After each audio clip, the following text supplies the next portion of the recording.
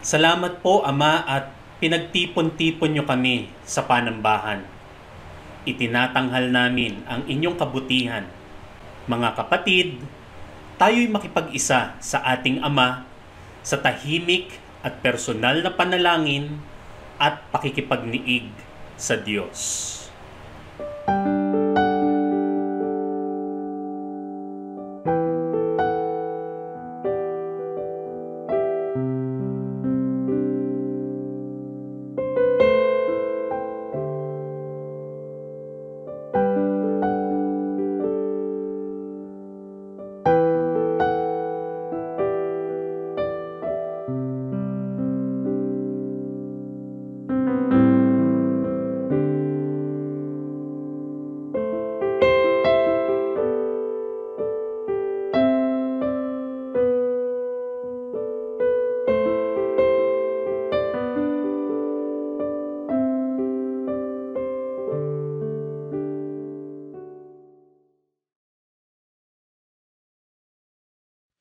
Let us praise the name of Jesus, the Son of the Most High God.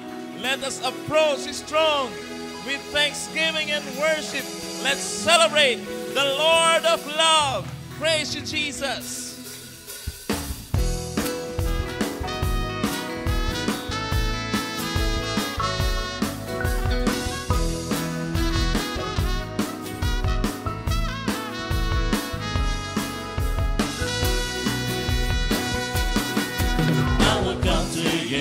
With an open heart and bring a sacrifice of praise.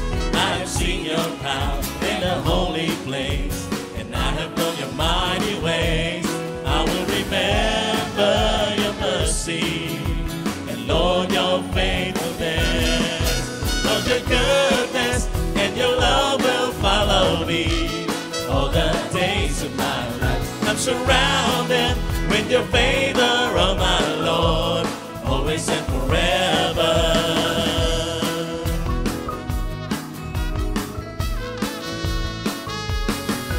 I will come to you with an open heart and bring a sacrifice of praise.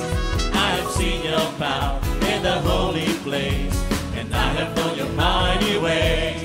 I will remember your mercy and Lord your faithfulness. Lord your goodness and your love will follow me all the days of my life. I'm surrounded with your favor, oh my Lord, always and forever. Lord your goodness and your love will follow me all the days of my life. I'm surrounded with your favor, oh my Lord, always and forever.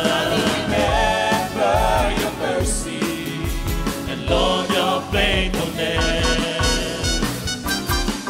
Lord, your goodness and your love will follow me all the days of my life. I'm surrounded with your favor, oh my Lord, always and forever.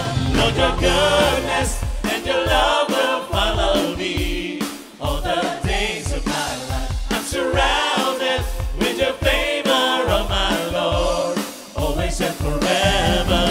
Lord, your goodness and your love will follow me all the days of my life. I'm surrounded with your favor, oh my Lord, always and forever.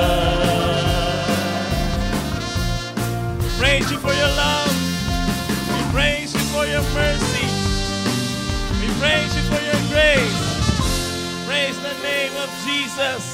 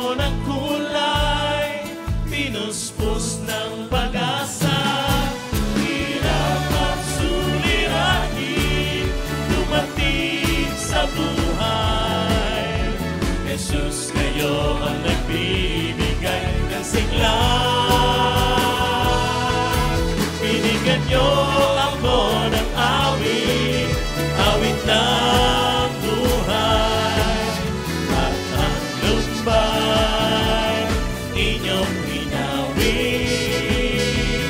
Kaya ang awit ko ito'y alay sa inyo. Binigyan niyo ako ng awit, awit ng pag-asa, ng pag-ibig, ng pagtuturi. Pasasalamat sa pag-ibig niyo, o aking Jesus.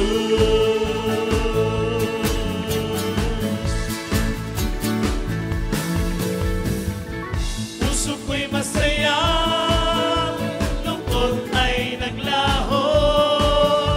Binigyan niyong katiyakan itong aking buhay. Hirap at suliranin dumating sa buhay. Jesus, kayo ang nagbibigay ng gabay. Binigyan niyo ako ng awit, awit ng buhay, at ang lumay inyong pinawin. Kaya ang awit ko ito'y alay sa inyo.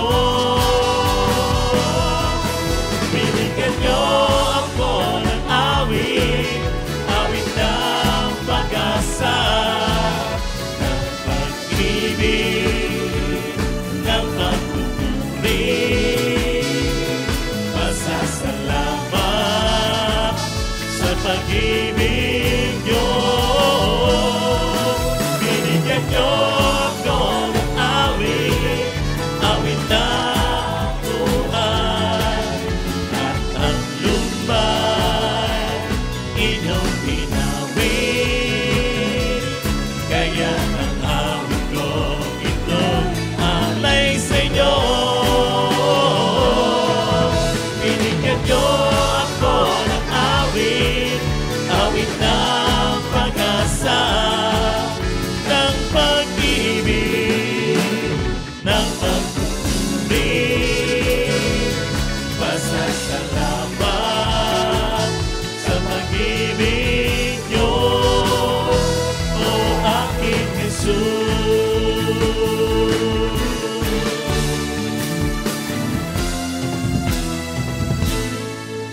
Purihin ang Panginoon, ang makapangyarihan sa lahat. Mapagmahal ng Diyos, kayo po yung aming pinasasalamatan, pinupuri at sinasamba. Salamat, Panginoon, sa patuloy na pagbigay niyo sa amin ng kagalakan.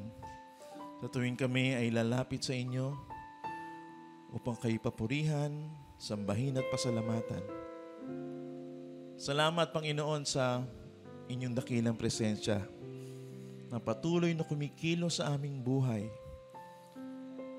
Kayong aming pag-asa, kayong aming kagalakan, kayong aming kapayapaan. Sa habang panahon, pupurihin namin kayo.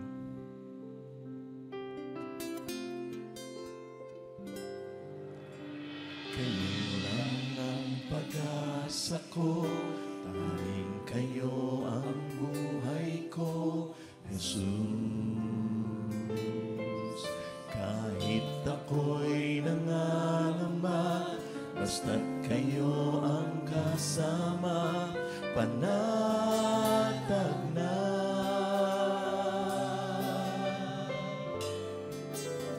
Kayo lang ang sasambahin, paligid man ay magdilim, Jesus.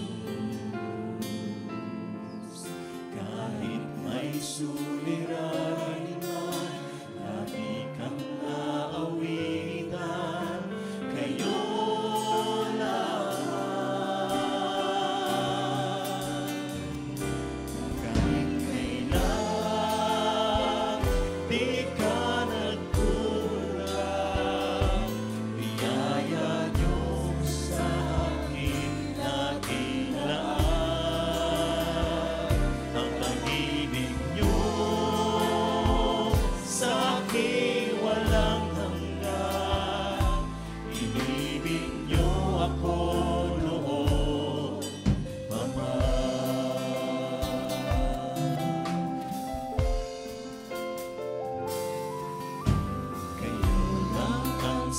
sambahin, paligid man ay magdilim, Jesus. Kahit may suliranin man, lagi kang maawitan, ngayon naman. Kahit kailan di ka nagkulang, biyaya niyo sa aking laging laan. Ang pag-ibig niyo sa akin walang hanggan, inibig niyo ako noon pa man. Panginoon, dakila katapat sa dalangin ko, ako'y inibig niyo kahit ako ay ganito. Walang katapusan ang pagmamahal niyo, walang pinipili ang puso niyo. Panginoon, dakila katapat sa dalangin ko, ako'y inibig niyo kahit ako ay ganito. Walang katapusan ang pagmamahal niyo, walang pinipili ang puso niyo. Kahit kailan di ka nagkulang, biyaya niyo sa akin laging laan. Ang pag-ibig niyo sa akin walang hanggan, inibig niyo ako noon pa man. Ang pag-ibig niyo sa akin walang hanggan, inibig niyo ako noon pa man. Inibig niyo ako noon pa man. Inibig niyo ako noon pa man.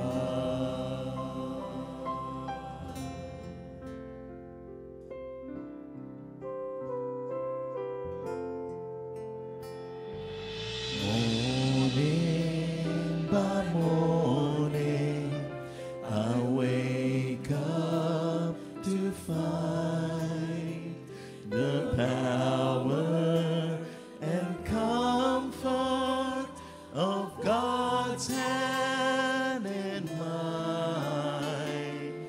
Season by season, I watch you amazed in all of the mystery of your perfect ways. All I have need of your hand will provide. You've always been faithful to me.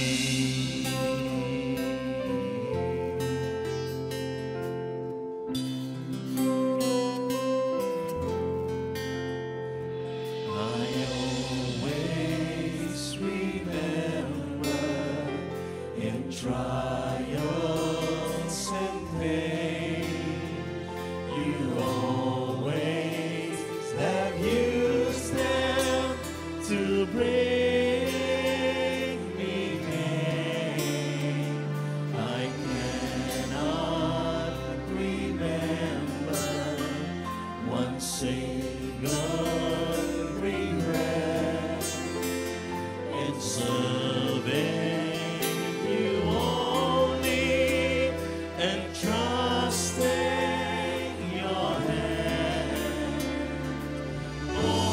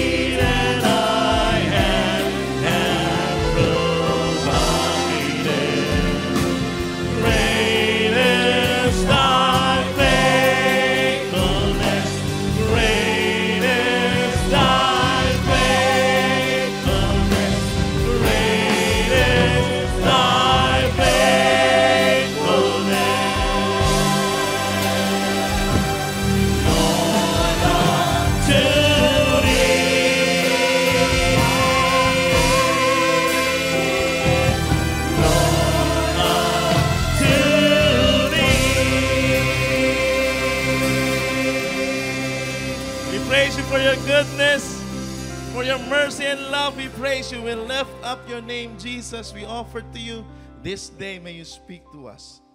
In the name of Jesus Christ, our Lord. This is our prayer.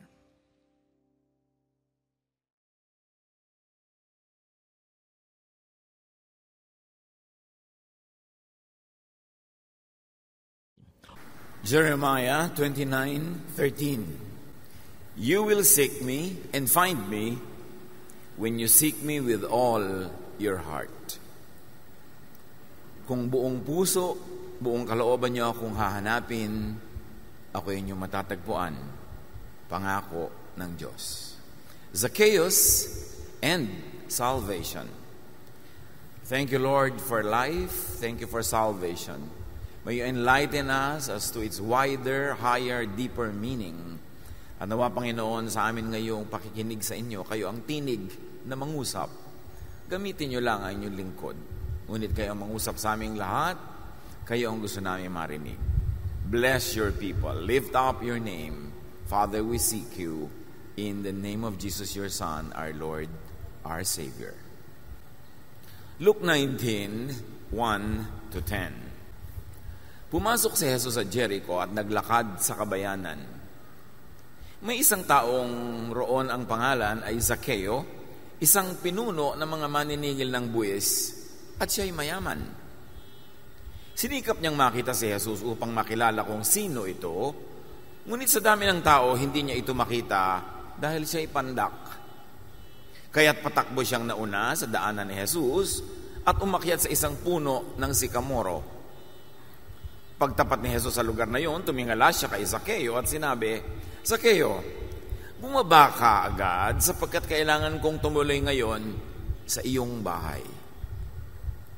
Nagmamadaling bumaba si Zacchaeo at tuwang-tuwang tinanggap si Jesus sa kanyang bahay. Lahat ng nakakita nito ay nagbulong-bulungan. Nakikituloy siya sa isang makasalanan? Sabi nila. Tumayo si Zacchaeo at sinabi niya kay Jesus, Panginoon, ibibigay ko po sa mga mahihirap ang kalahati ng aking kayamanan. At kung ako'y may nadayang sinuman, isasauli ko ito sa kanya ng maka-4 na beses.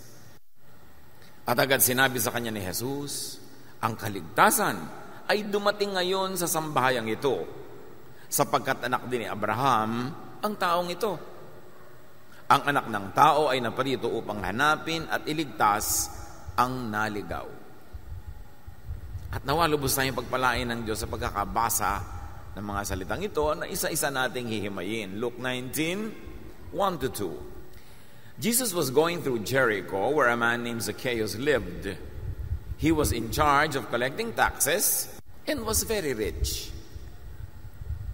So very emphatic, Zacchaeus was very rich. We don't know if he was rich before he became a tax collector, but now that he is a tax collector, he is very rich. You know what all that means? That many people question the wealth of people who are collecting taxes. And indeed, in the history of Israel, considered din na tax sila sa bayan yung mga Israelita na tax collector kasi naglilingkod sila sa Roman government who was collecting taxes for the empire. So doble ang maaring maging dahilan ng mababang pagtingin ng kanyang kababayan kay Zacchaeus. One, nandadaya siya tumutulong sa pagpapahirap sa kanyang kababayan, sa pagsipsip ng kanilang dugo sa pandaraya, sa kolekta ng buwis. At pangalawa, taksil pa siya sa bayan dahil ang gobyernong pinaglilingkuran niya ay foreign power, Rome. Luke 19:3-4. Jesus was heading his way, and Zacchaeus wanted to see what he was like. But Zacchaeus was a short man and could not see over the crowd. Pinagkakaguluhan ang pagdating ni Jesus, punong-puno ng tao ang magkabilang gilid ng dadaanan, at si Zacchaeus na vertically challenged ay hindi makakita dahil matataas yung mga tao na nakatakip na sa daraanan. But he was very interested, and his interest was to see what Jesus was like. Definitely, it was not only to see how Jesus was like physically, There should be so much more than that because of what happened in the story. But he had a handicap, height. But let's attempt a higher spiritual reading. And though the story was literal, assign metaphorical values to it as well. A higher spiritual meaning is what could be benefited from this story. So Zacchaeus wanted to see what Jesus was like. But Zacchaeus was a short man and could not see over the crowd. So let's pay attention to a few important phrases. He wanted to see what Jesus was really like, but he was a short man and he could not see over the crowd. So he wanted. If you want to see what Jesus really is like, you need personal interest, a personal initiative. Sabi niya, gusto kong makita ang Jesus na ito at gusto kong malaman kung ano nga ba talaga siya. Sino nga ba talaga siya? Bakit siya pinagkakaguluhan? Ba't siya pinag-uusapan? Ano talaga ang pakay niya? Ano ang pwede kong maging connection sa kanya? That's what Zacchaeus wanted. And he wanted to see, which is to really know more deeply. Yung hindi lang tingin, hindi lang sulyap, kundi titig. Gusto niyang malaman kung ano ang bumubuo sa espiritu ng Jesus na ito. So he wanted to see what he was like, who Jesus really was or is, and what his thought and teaching really is. What set him apart from the usual teachers na hindi naman pinagkakaguluhan, hindi naman nako-controversialize. Sino tong Jesus na to? Ano talaga ang pagkakaiba niya? But he was a short man. And of course, it could mean a lack of intellectual and spiritual height. So may physical height na kulang, may physical na Jesus na titingnan, pero si Jesus ay hindi lang physical, siya ay spiritual. Kaya kailangan mo rin ng spiritual height para siya makita. And the shortness of this man could also symbolize the shortness of his spiritual height, the shortness of his intellect, na hindi madaling maintindihan si Jesus, ng espiritong mababa ang kalagayan, ng espiritong mababaw ang naaabot. At sabi sa kwento, and he could not see over the crowd. What could prevent anybody from seeing the spiritual Jesus, from knowing the higher meaning of Jesus? What does it mean that he could not see over the crowd, that he could not know Jesus because of the crowd? And the crowd could be religious obstacles. The Jewish religious texts, Jewish theology, the temple. It could be the prevalent and the usual point of view, the religious box. So may dalawang nagaganap, nakahulugan ito. Siya ay pandak, physically, at maaaring ito ay siya ay spiritually and intellectually pandak. At yung crowd na nakakatabing kay Jesus could signify the religious thinking, the religious values, the text of Scripture that they were tied to and married to, that could prevent him and anybody else from knowing the essential Jesus. So isipin natin na dalawang nagaganap na pagpapahayag dito sa kwentong ito. So hindi lang siya pandak physically, it could be an intellectual and a spiritual shortness. And the crowd was a symbol of the religion of Israel, their theology, their interpretations of God. Pag yun lamang ang kanyang hinayaang tumakip sa kanya, hindi niya talaga makikilala si Jesus. Because Jesus is out of that box. Kung ang relihiyon ng Israel, ang kanyang mga katuruan, ang kanyang mga paniniwala ay sapat na para makilala mo ang Diyos, bakit pa ipapadala si Jesus para magpakilala ng totoo ang Diyos? Ibig sabihin, ang alam ng Israel, ang paniniwalaan ng Israel noon, ay hindi yun ang talagang real thing. At sa katunayan, yung paanghadlang para makilala ang Diyos. Dahil baluktot ang pagpapakilala ng Israel sa Diyos. Isang Diyos na malupit, mapagparusa, mahilig mamalo, hindi maibigin, at isang Diyos na may favoritism, at sila lang ang bukod tanging paborito ng Diyos. So baluktot. That's why God had to send Jesus. And the story is so beautiful when you read it in many layers. Hindi lang yung physical and literal, but more importantly, the spiritual significance of every aspect and element of the story. Luke 19:4, back to the story. So he ran ahead and climbed up into a sycamore tree. Gumawa siya ng paraan. Merong weakness si Zacchaeus. He was short, and apparently he was not popular among the people in the city because nobody would give him space. Hindi siya makasingit. Ayaw siyang pasingitin. Talagang sinasadyang takpan ang daraanan para hindi siya makakita. So that was a weakness, but he had strength. He was running. So there was a horizontal strength involved. A human strength. Earthbound strength. But it was also climbing a tree. He could climb. It was a vertical strength. And as you can see, horizontal and vertical, these are the symbols of the cross of Jesus, horizontal and vertical. If you like to spiritualize the meaning of this. And of course, there was the tree. Kung merong mga taong nakasagabal para makita niya si Jesus, may mas malaki naman puno. At yun ang kinaibigan nitong si Zacchaeus. At yun ang ginawa niyang kasangkapan para makita si Jesus. So let's attempt more higher spiritual meanings. So Zacchaeus ran ahead of the crowd. Kung 1 kilometro ang haba ng crowd, tumakbo siya malayo, lampas ng 1 kilometro para wala ng tao doon masyado. And this could mean that he ran ahead of the present religious obstacle, the present religious thinking and teaching, the present religious box. Lumabas siya. Hindi niya pinayagan na nandun lang siya sa loob, na siya nakukulong, lumabas siya. Lumayo siya. And he climbed up. And the climbing up could mean above the present religious obstacle, above the present religious thinking and teaching, above the box. And he climbed into a sycamore tree, another metaphor. This tree is a very beautiful metaphor na laging babalik-balikan sa Bible. Because that tree, when read symbolically, could be looking back into the tree of temptation that was the stumbling block of humanity. 1 Corinthians 1:23, but we preach Christ crucified, a stumbling block to Jews.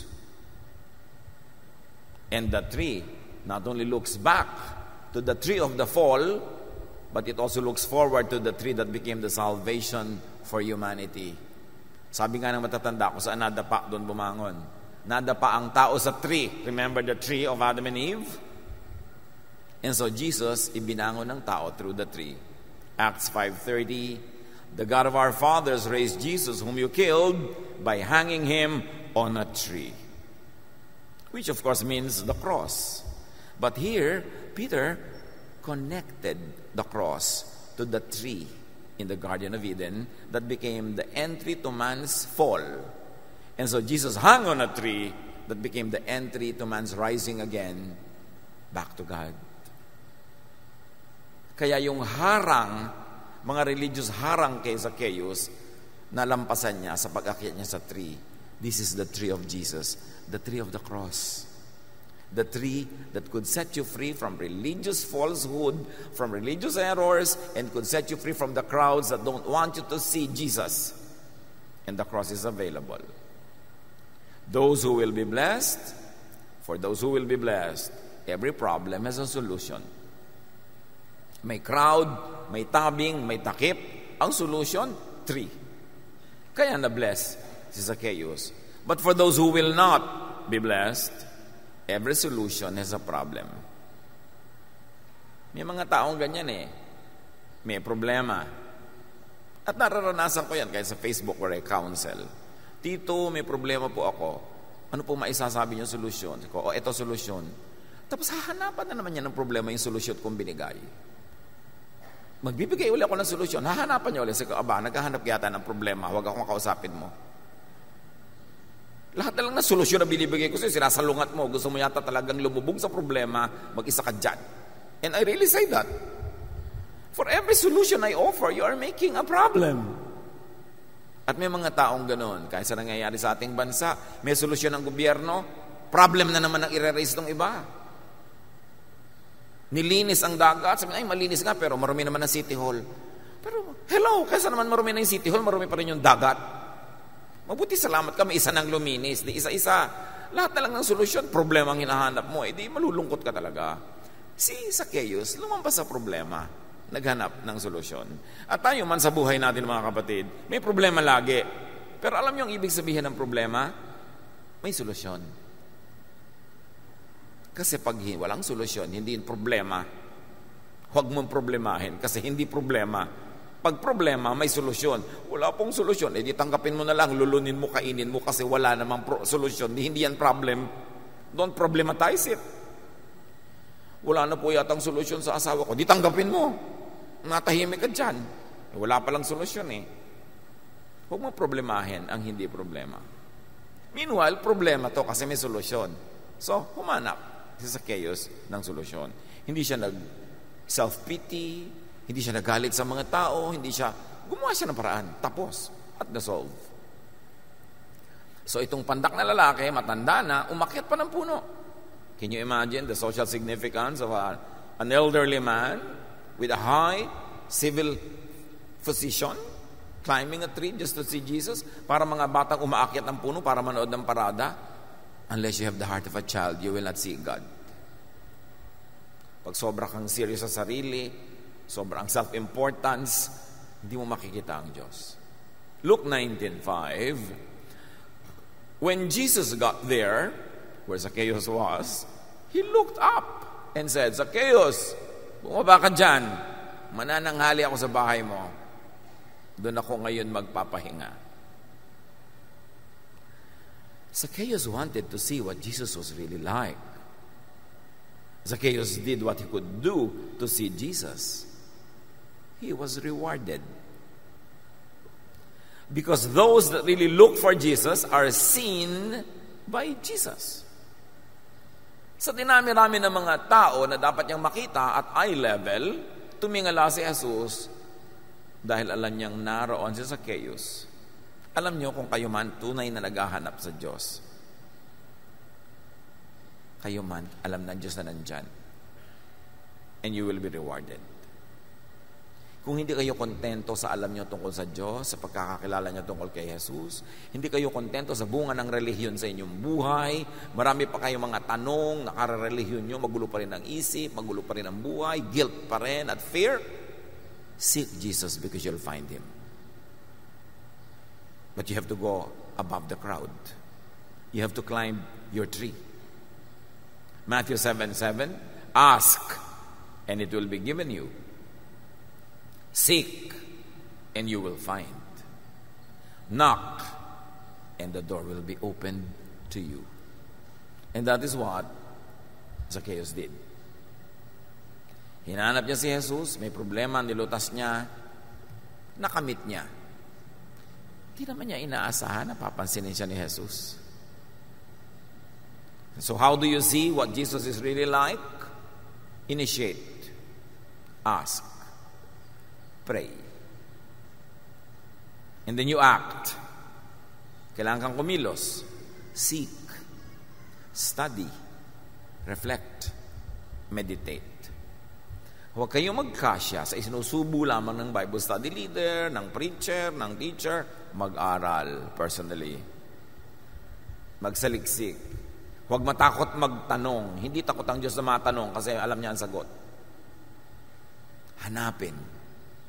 Kung parang may kulang sa inyong espiritualidad, hanapin si Jesus. Huwag makontento sa mga konti-konting nadidinig na babasa, kailangan magsaliksik and persist. Ang sinabi, knock. Get out of the box. Open the door if it is Jesus knocking. Pag kumakatok si Jesus sa ating puso, yung iba ayaw magbukas, ay baka may ibang ipagawa sa akin, mapagod ako. Baka may ibang katuruan, malito pa ako. Naku, baka may iba pang sasabihin sa akin, tama na yung alam ko, para happy na ako. Yung mga ganun are not rewarded. But when you open the door, willing to hear Jesus, to be changed by that conversation, like the change that happened during the conversation between him and Zacchaeus. Sabi ni Jesus sa Revelation 3:20, listen, I am standing and knocking at your door. If you hear my voice and open the door, I will come in and we will eat together. Ganda ng pangako. Sabi, kumakatok ako, kung pagbubuksan mo ako, papasok ako at tayo dudulog, hahapag, kakain tayo together. And in ancient Middle Eastern culture, to eat together is the highest level of fellowship. Kaya laging ang mga metaphor, ang symbolism ng heaven, ng eternity is a banquet where God hosts a big dinner. Because in the Middle East, when a host eats with you, or a guest eats with you, it means that he will give his life to you and for you. Sa mga tent ng mga Bedouin, sa mga disyerto, sa gitnang silangan, lalo noong unang panahon, pag inaya ka nilang kumain at nakidulog ka sa kanila, it's an announcement to the entire village and to everybody else, nobody can touch you, nobody can harm you, dadaan mo na sa ibabaw ng malamig na bangkay ng host. Because pag hinost ka, ibig sabihin yung host willing to die for you, to protect you, to give you his life. Kaya ang sabi ng Psalm 23, you prepare a table before me in the presence of my enemies. You anoint my head with oil. My cup overflows. High form of blessing pag sinabing, the Lord will sit on a table and eat with you. And that is the meaning of the Lord's Supper. And that is the meaning of what Jesus did. He was always eating with tax collectors and sinners. Jesus changed the social map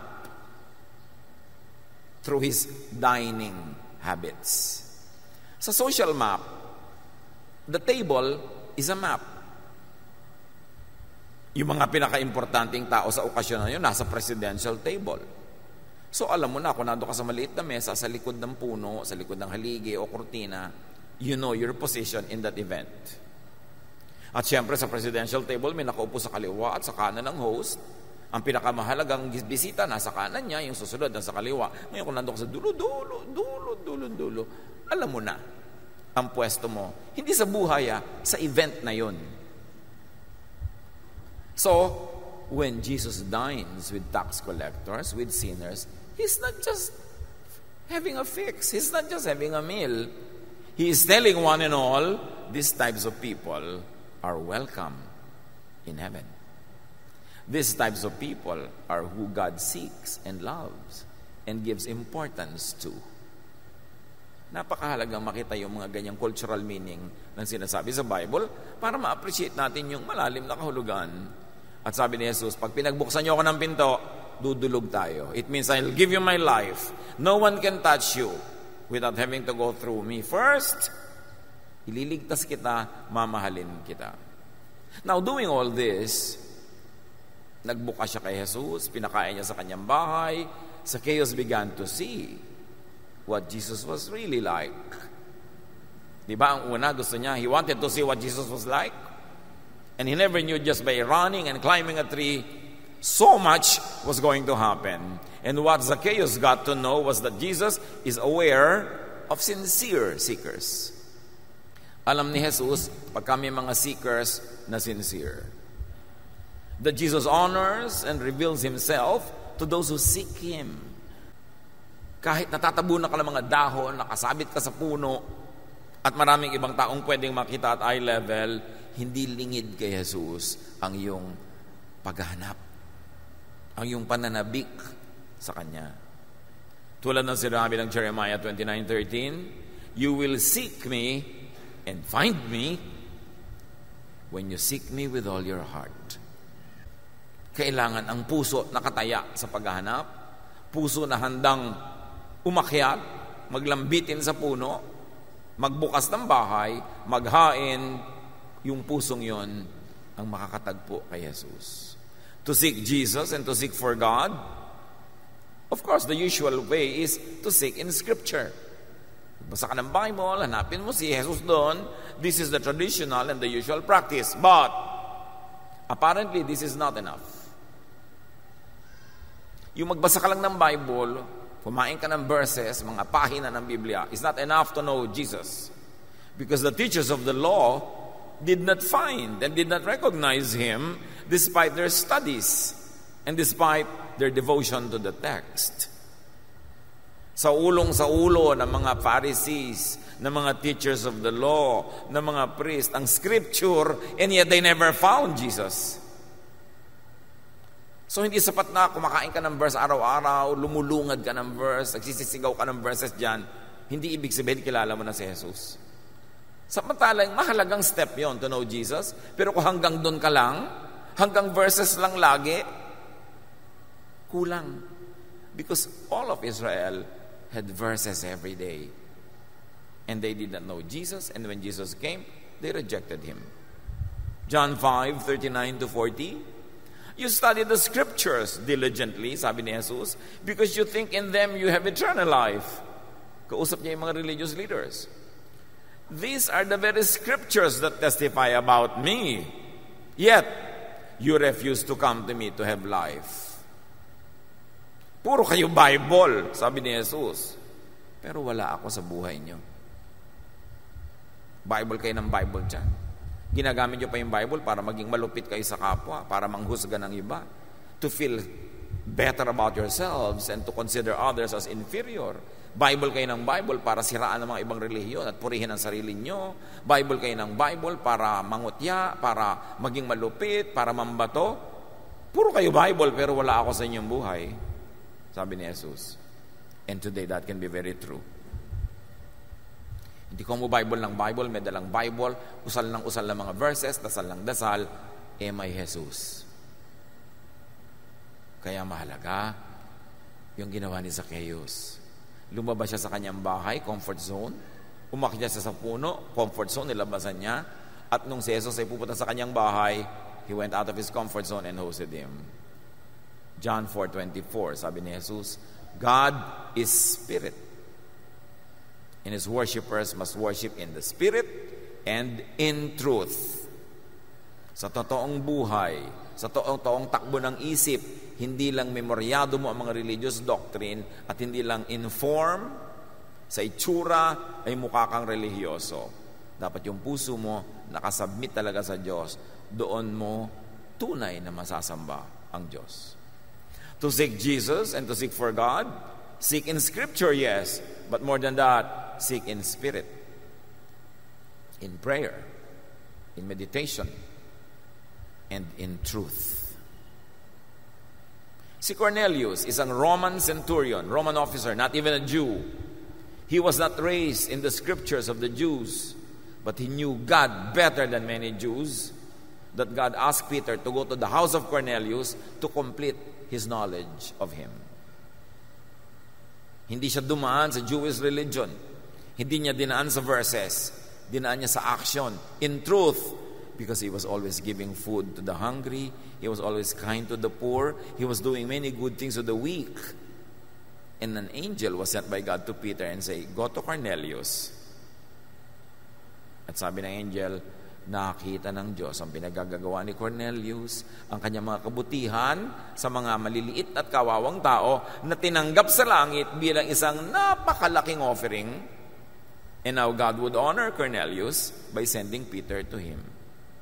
So know God, know Jesus beyond the words and the text of Scripture. Kasi yung mga verses dyan, pwede mo maging poon. Another image, another graven image. Poon na poon mo yung verse. To the point, ibabato mo sa kapwa para sa kahirapan, para sa sugatan. Gusto ba yun ng Diyos? So know Jesus and know God beyond usual theologies, beyond usual traditional frames.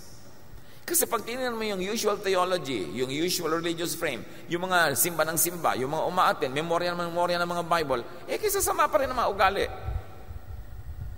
In fact, kumisa nga, mas sumusungit pa. Pagka maraming nalalamang verses, hindi ibig sabihin, verse lang yun nakukuha nila, hindi si Jesus. Kumbaga, tubo o ano man yun na gagatain mo, sapal lang ang nakukuha nila, hindi yung katas. Punong-puno sila ng sapal, pero wala yung katas. Si Jesus yung katas. Mahalaga. Luke 19, verse 6, Zacchaeus hurried down and gladly welcomed Jesus. So, there was welcome with gladness. Now, no hesitation, no fear. Yung iba sa mga mag-Bible study sa bahay nyo, ay, baka naman mamaya, pigilin nyo ako sa aking mga bisyo. Ayoko mag-Bible study, baka mamaya, yung mga kapritsyo ko sa buhay, maputol. Yung ayaw nila kay Jesus kasi natatakot agad sila na baka isip sila ibahin. Kaya tuloy, hindi nangyayari ang dapat mangyari. Luke 19:7, everyone who saw this started grumbling. This man Zacchaeus is a sinner, and Jesus is going home to eat with him. Yun, may nagreklamo na naman. Sa halip magpasalamat, ay salamat, dumating si Jesus sa ating city. Ay salamat, makikikain si Jesus sa bahay ng makasalanan. Di ibig sabihin sa bahay natin, pwede rin kasi makasalanan din naman tayo tulad ni Zacchaeus. Hindi yun ang naisip nila. Nag-isip sila ng problema. Samantalang dumating sa city nila yung solusyon. Sana niyaya din nila sa bahay nila. Pupunta rin yun. Sa Samaria nga, yung mga tao nung nakinig kay Jesus, asked him to stay a few more days. And he did. But you know, bashers bash. Complainers complain. Huwag niyo silang pahalagahan. Do not be intimidated or limited by bashers. Hayaan niyo sila. And who are these bashers in the context of Jesus and Zacchaeus? The keepers of tradition. Sabi niya, makasalanan, doon nagpunta. Sa tradition, dapat pupunta ka doon sa pinakabanal. These bashers are the people of the usual mentality, people who block your view and your vision in your life. So marami pa rin ganun ngayon. Nagpapa-Bible study ka sa bahay mo, pipigilin ka. Sisirain ang loob mo, naku, bla bla bla bla, ibibigay siya kung ano-anong mga dahilan para masira ang loob mo. Huwag ka nakikinig sa mga ganun. Luke 19:8, later that day, Zacchaeus stood up and said to the Lord, I will give half of my property to the poor. For a rich man who had become rich through his devious ways, this is a turnabout, a 180-degree turnabout. At sabi niya, and I will pay back 4 times as much to everyone as I have ever cheated. And because tax collectors have records, then he would know kung sino ang in-overtax niya, kung sino ang kanyang dinaya. At sabi, lahat ng dinaya ko, papalit ko yung pera nila, ibabalik with how many percent interest? Sabi niya, times 4. Interest pa, hindi lang cost of money. Yun ang tunay na repentance. Yun ang tunay na pagbabalik loob sa Diyos. Willing magbayad. Hindi yung, oy sister, born again ka pala last year, born again na rin ako ngayon, sister mo na rin ako, quits na yung utang ko ha. Hoy, kung talagang sister kita, magbayad ka times 4. Gayahin mo si Zacchaeus. Di dinadaan-daan mo sa pa-sister, brother, yung dinededma mo yung utang mo. Si Zacchaeus ang modelo dyan. Dagdag ka pa. Kasi kung nasa bangko yung pera ko, kumita na. Kung nainegosyo ko, lalong kumita. Tapos natulog sa'yo. Inutang mo sa akin 10 years ago, 1,000. 1,000 pa rin ang balik mo ngayon. 700 na lang ang halaga nun ngayon. O baka 6. So dapat ibalik mo sa akin 4,000. Sister naman. So yung mga iba kasi dinadaan-daan yung sister sa pang-uutak sa kapwa. No, pagka sister or brother, nagbabayad ka lalo na. Pag may negosyo siya, huwag ka humingi na interes. Kasi may negosyo siya para kumita. Tapos sabi, uy, may tubo ka naman yata dito. Natural, lang, pagod ako na walang tubo. Nagtinda ako dito para pagbili mo, ma-discountan kita, ganun. So sister, dahil sister kita, hindi ako hihingi ng tawad. Para kumita ka, dahil mabuting kumikita ang mga anak ng Diyos. Nagtatay, nag-offering, nagbibigay sa mga kapwa. Kesa sa iba ang kumita. Sa'yo na ako bibili. Hindi yung laging hingi tayo ng hingi ng discount. Bakit? May puhunan ka ba dyan? Kaya pag may humingi ng discount sa tindahan nyo, sister, discount naman. Teka, nung namuhunan ako dito, may kontribusyon ka ba, sister? Wala. Wala pala. Ba't ka nag-expect ng discount? Anong klaseng satanic thinking yan? Dapat godly ang thinking mo. Mahal mo ko, sister mo ko, tangkilikin mo negosyo ko para kumita naman ako. Hindi yung nalugi ako at nagsara dahil araw-araw ang bumibili ang mga sisters and brothers. Dapat blessing. So, Zacchaeus had a real change of heart. He wasn't only willing to return the money, he was willing to return it 4 times. Zacchaeus went through a series of correct moves. First, he approached Jesus. He overcame obstacles. And then he heeded the call of Jesus gladly to set lunch for him. And he welcomed Jesus into his home. He received Jesus' love. Alam niyo yung mga ibang tao, madali sa kanilang gumawa ng mabuti, pero hirap silang tumanggap ng kabutihan ng iba. Dapat willing ka rin tanggapin yung pag-ibig ni Jesus. Kasi may mga taong baligtad, ayaw nilang iniibig sila, minamahal sila, inaalagaan sila. They're not comfortable with it, whatever the reason. But if you like to be blessed, you must open yourself not only to give, but also to receive, especially love. And he received Jesus' love. Now he could be giving. Bakit kaya na niyang mag-goodbye sa napakarami niyang kayamanan? Half ibibigay sa poor, remember? Half na lang natira. From that half, babayaran niya lahat ng kanyang ginoyo at kanyang mga inonse-onse times 4. So, gano'n na lang karami matitira sa kanya? Baka wala na. But he could be giving because he already received the love of God. Now he could and he would give much to the poor and he would correct his mistakes. Yun ang talagang dinadapuan ng Espiritu ni Jesus. Hindi ang laki-laki ng bit-bit na dalang Bible, tapos dead ma sa mga utang niya, tapos laging gusto mang lamang, tapos hindi pala bigay, hindi pala maibigin, wala. Verses lang ang kinain nun, pero wala yung spirit, wala yung truth. Luke 19, Jesus said to Zacchaeus, "Today, you and your family have been saved, because you are a true son of Abraham. The Son of Man came to look for and to save people who are lost." So Zacchaeus was saved.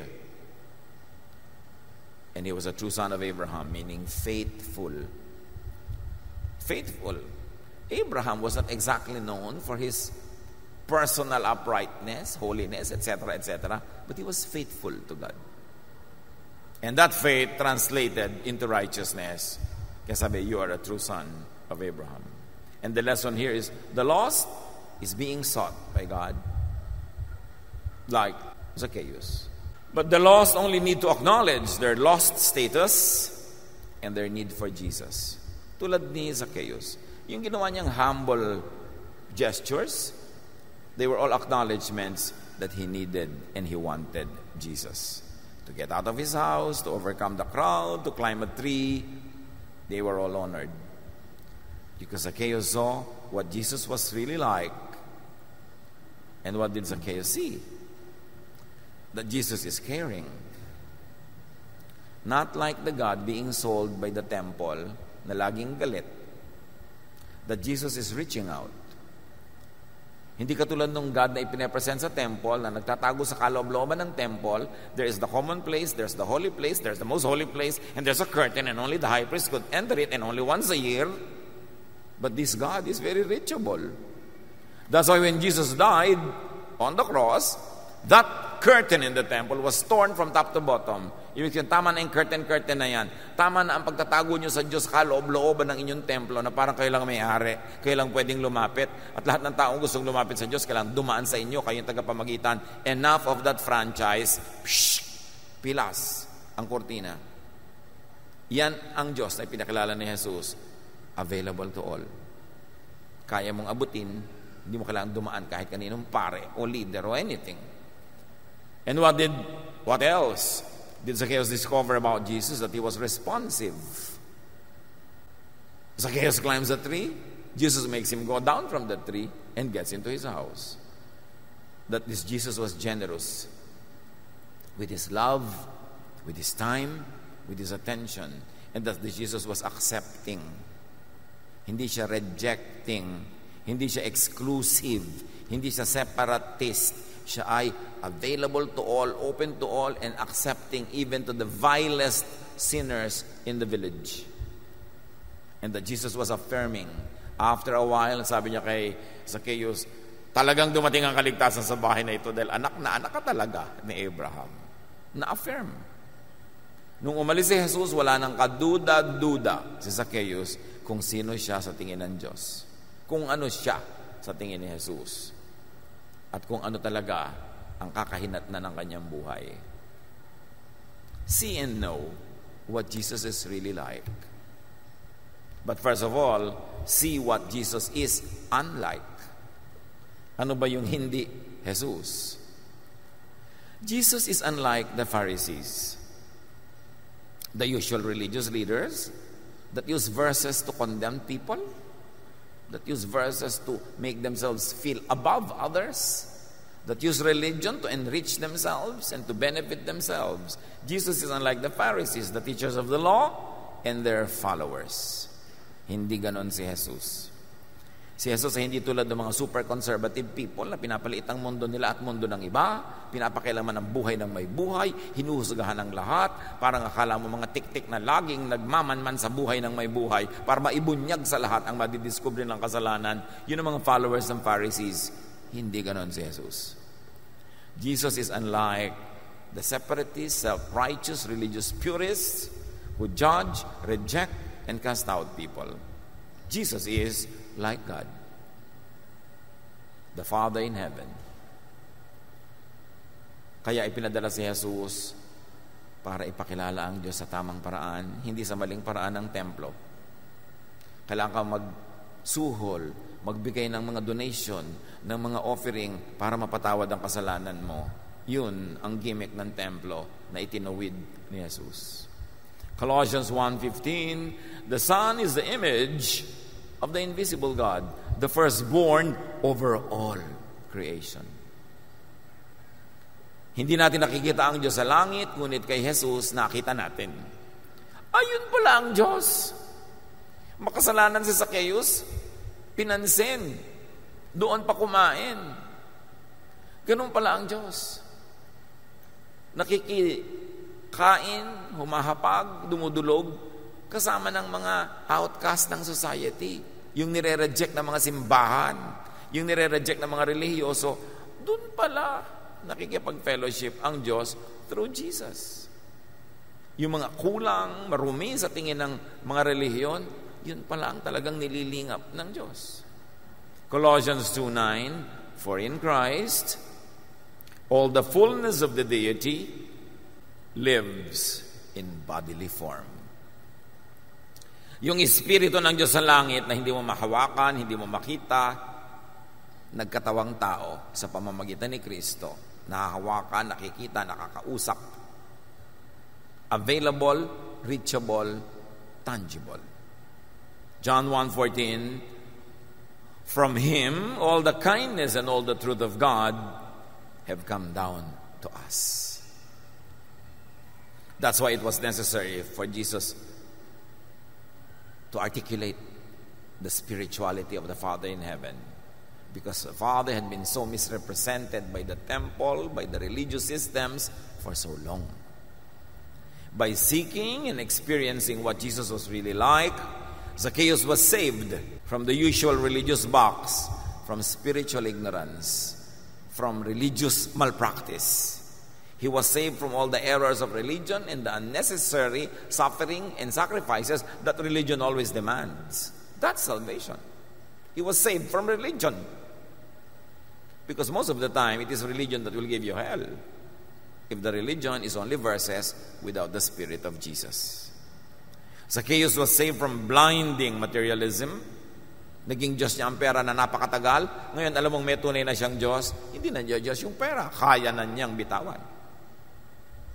Zacchaeus was saved from guilt, from self-imprisonment and isolation, from self-punishment. Kasi kahit naman talaga nasanay na siyang mangupit at magpahirap sa mga tao, pag nag-iisa yun, siyempre nagigilty rin. Bakit natin alam na may kulang? Ba't siya akit ng puno para tingnan at hanapin si Jesus kung kumpleto na yung buhay niya? May malaki pa rin kulang kahit ang yaman-yaman niya. Kaya humanap siya at natagpuan. Zacchaeus was set free. Now,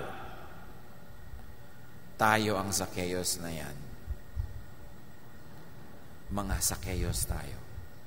There is a Zacchaeus in each one of us.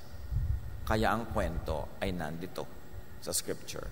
Hindi para tayo libangin, ang ganda naman ng kwento, hindi ganun. Kasi kwento natin yan. At hanggang hindi natin inaangkin ang kwento ni Zacchaeus, hanggang hindi natin ginagawa yung ginawa niya rin, maaaring may kulang din sa ating buhay. Hindi natin lubos na kilala si Jesus. Kung hindi tayo lalabas ng bahay, aakyat ng puno, maglalambitin doon, at tititigan si Jesus. Sapagkat pag ginawa natin yun, magpapakilala rin siya. Maganda na nakikilala natin ang Diyos through a Bible study, through preaching like this one. Pero dapat meron kayong kanya-kanya, personal, sariling pag-aaral, pananaliksik, pananalangin, pagbubulay-bulay, para magkaroon din ng pribadong pagpapakilala sa inyo ang Diyos. Tulad ng nangyari kay Zacchaeus. Walang audience, walang madla, sila lang ni Jesus, personal. Do as Zacchaeus. And like him, you will receive salvation, not only from hell, but salvation from guilt, salvation from difficulty, from self-imposed punishments, salvation from guilt, salvation from isolation, and from anything else that becomes a god, like materialism, like money, or anything else that we value far above God or far above our own spirituality. Ang kininang kwento ni Zacchaeus, gawin ang ginawa ni Zacchaeus, i-apply sa ating buhay para makinabang tayo sa napakagandang kwentong ito. Panginoon, ituro mo sa amin personally kung bakit may Zacchaeus din in each one of us. Sino yun? Nasaan yun? At nang ito ay aming mailapit sa iyong anak na si Jesus. Pagbulay-bulayan natin sumandali sa katahimikan kung ano ang dapat natin gawin to receive the blessings that Zacchaeus received. Be with the Lord in silent reflection.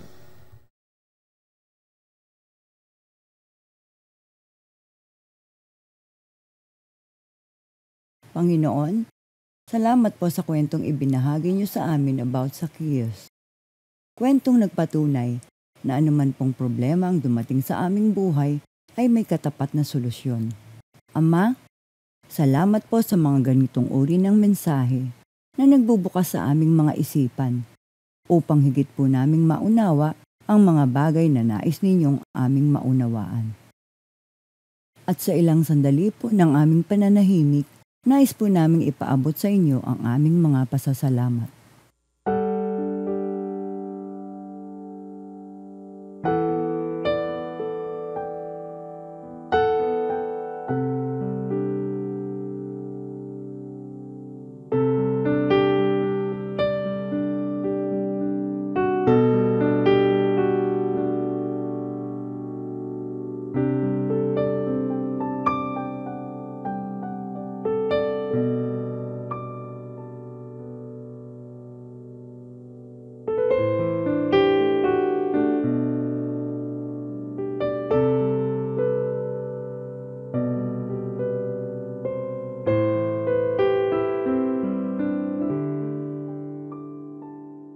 Narito naman po ang aming mga handog na iniaabot po namin sa inyo bilang pasasalamat sa lahat ng mga biyayang di pa man po namin hinihingi ay ipinagkakaloob na po ninyo. Maraming salamat pong muli sa lahat. Sa inyo po ang lahat ng papuri, pagsamba at pagdakila. Ito po ang aming panalangin sa tanging pangalan ng aming Panginoong Hesus.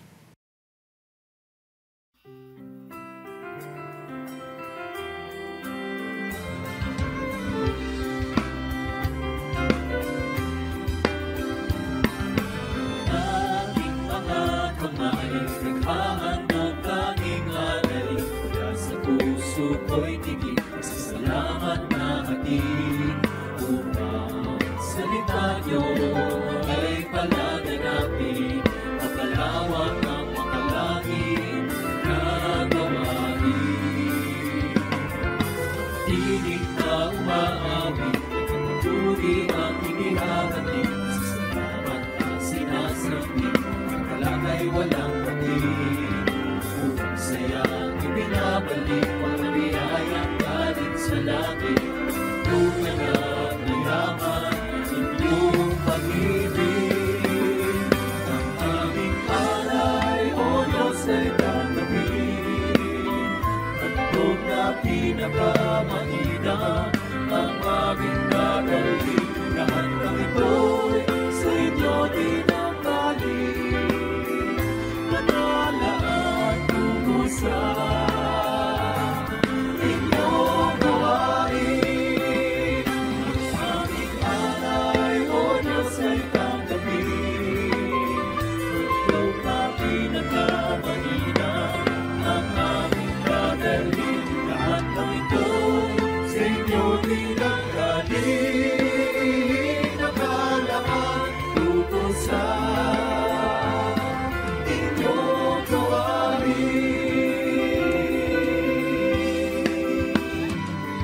Lumapit sa Diyos na ay likha sa aming mundo. Alagot kayo naman siya naman. Siya naman.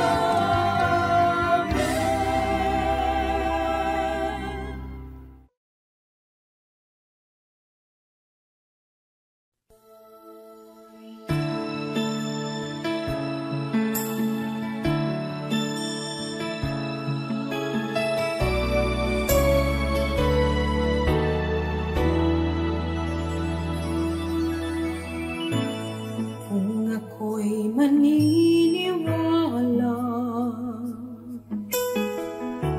wala akong hindi makakayang gawin.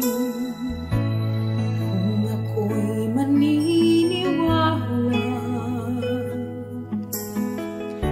pangarap ko'y makakayanang abutin. Dalangin ko sa bawat araw,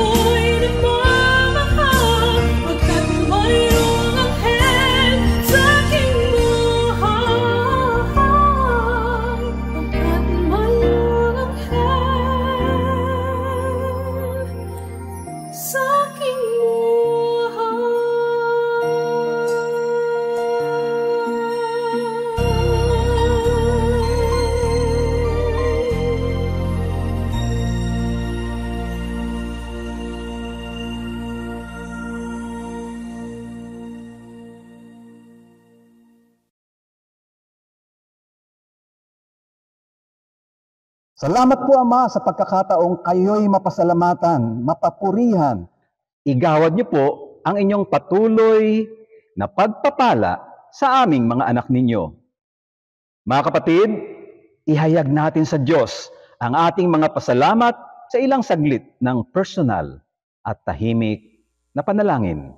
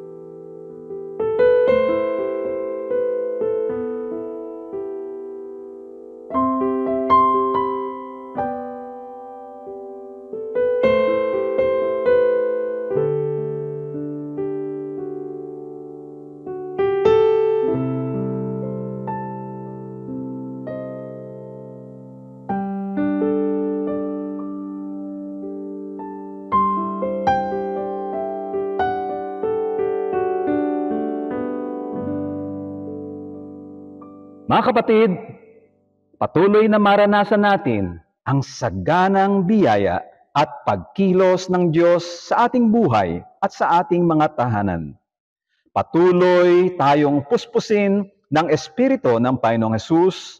Patuloy tayong maging kanlungan at daluyan ng pagmamahal, karunungan at pagpapala ng ating dakilang Diyos. Maranasan natin ang pag-iingat, kagalingan, kapayapaan at kasiglahan mula sa kaitaasan sa pangalan ng ating Panginoong Hesus.